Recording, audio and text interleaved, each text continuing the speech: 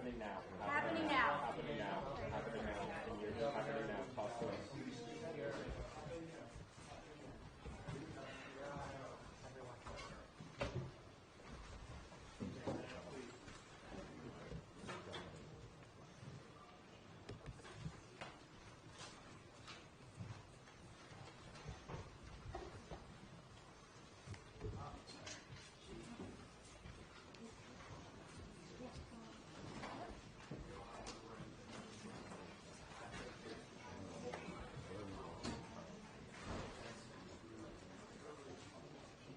Thank you very much for coming. Excuse me, coming here on short notice.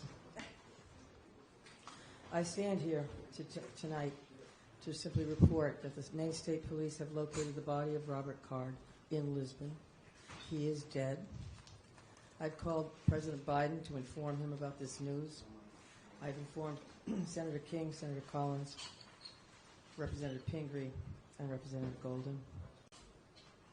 Commissioner Sawchuk will describe the circumstances of that discovery in some detail in a few moments. But this discovery is entirely thanks to the hundreds of local, county, state, and federal law enforcement members from all over, and people from other states as well. People who searched tirelessly to arrive at this moment. And on behalf of all Maine people, I want to express my profound gratitude for their unwavering bravery and determination and fortitude, and for the leadership of Lewiston Police Chief. Say, where you go? Right there, that guy. Lewiston Police Chief St. Pierre. Like many people, I'm breathing a sigh of relief tonight, knowing that Robert Card is no longer a threat to anyone. I know there are some people, and many people, who share that sentiment, but I also know that his death may not bring solace to many. But now is a time to heal. And with this search concluded, I know that law enforcement continues to fully investigate all the facts so we can bring what closure we can to the victims and their families. And I ask that all Maine people continue to keep those families and all of the people impacted by this tragedy in their thoughts and prayers. Lewiston is a special place. This isn't us. Lewiston is a great place. It's a close-knit community of fine people, people with a long history, a history of hard work, of persistence, of faith, of opening its big heart to people everywhere. And tonight, the city of Lewiston and the state of Maine begin to move forward on what will be a long and difficult road to healing, but we will heal together. Thank you. And again, my deepest gratitude of all the people of the state of Maine, to these wonderful members of law enforcement who came from all over to help us solve this crime and put closure on this investigation. Robert Card is dead.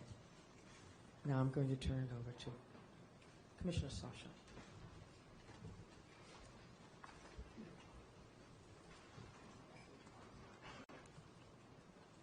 Thank you very much, Governor. We truly do appreciate all of your support. I think it's incredibly important that the next person that speaks this evening is Lewiston's chief law enforcement champion, and that is Dave St. Pierre. Dave. Thank you, Mike. Thank you, Governor, for allowing me this opportunity. Bear with me, please. I certainly did not have much time to prepare a speech here. I want to say to everybody, thank you so much. Our community can now breathe a sigh of relief, as the Governor stated, and I can't echo that enough. Our work, again, is not done here. I was very elated tonight when I got the call from Commissioner Sawchuk advising me of the revelation of what took place, and that Mr. Card is deceased and no longer a threat to our community or any other community. I just don't want to forget the families that are grieving and will continue to grieve. I don't want to forget the law enforcement officials that have worked tirelessly throughout this whole event to come to a good conclusion. Our men and women of the Lewiston Police Department, of all of our surrounding agencies. We have with us Chief McGee here from Lisbon, where Mr. Card was found. This is vitally important to all of us that this conclusion came to light tonight. We're gonna grieve for the families that lost loved ones here. We're gonna continue to work. We're gonna persevere, and we become better people for it. In terms of working together as teams, we've learned a lot from some mistakes. We've won a lot of accomplishments this evening. Again, I wasn't really prepared for this on a Friday night at 10:30, but I'm very happy to be here and very happy to say the threat is over. Thank you. Did you see a reaction from your officers when they got the news, sir, of this? Your officers have been working this case. Sure. So our officers are being notified now as we speak. Some know, obviously, sooner than others. There are many that are still home. They're home with their families. And I'm quite certain at this point in time, we all know about this. This is something that all of our law enforcement personnel, ours and any surrounding community, has been paying very close attention to in awaiting positive news or good news. And this is by far the best news we've had in quite some time. Thank you. Was there any belief at this time that the suspect was dead before finding him, or did this come as a brand new revelation that you never saw coming before this? So our reality here is that the search has been extensive, it's been thorough, it's been nonstop since the minute we started speaking with you and long before that. So all of these options are on the table, as we knew. We continue to search locations, in some cases multiple times, and we will have more information about exactly how this went down. We're going to have another briefing tomorrow morning at 10 o'clock, and I would please encourage you to think about next steps from your end, information that you would find important. And I will say that this is not going to be a long Q&A this evening. We wanted to make sure that we got this information out as fast as possible and as responsible as possible. And what I mean by that is that the time between the notification of the press release and now, there wasn't a lot of details there. There wasn't a lot of details there because we wanted to talk to the victims' families. We wanted to say, this is coming. It's important that they heard that information as close to first as anybody else. And you know who else we called? Was the family of the suspect. And they lost a loved one in this scenario. And there were many of that family that was very cooperative with us throughout. So they deserve that phone call. So we had those conversations tonight before joining you here. We also got a chance to spend some time with the brothers and sisters of law enforcement and our public safety partners that have been so incredibly helpful over the last few days, to say the least. So, one second. So, right here, sir.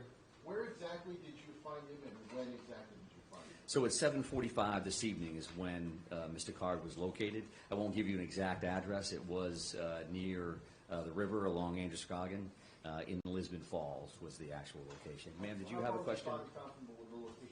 Ma'am, did you have a question? Yeah. When do police think he died?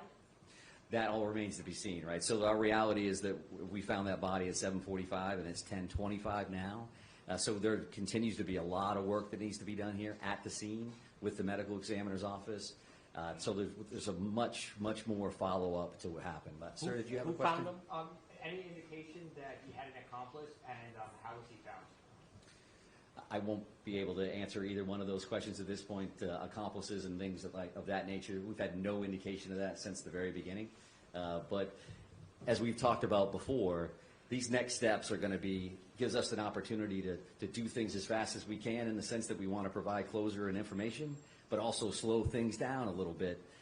Because we need to look at video evidence, we need to look at the various pieces of technology that are in play here, in hopes that gives us some additional information around some of the things that you're going to be concerned about. Yes, ma'am. Family members? We understand that he was found at a recycling center where he had previously worked. Can you help us understand more?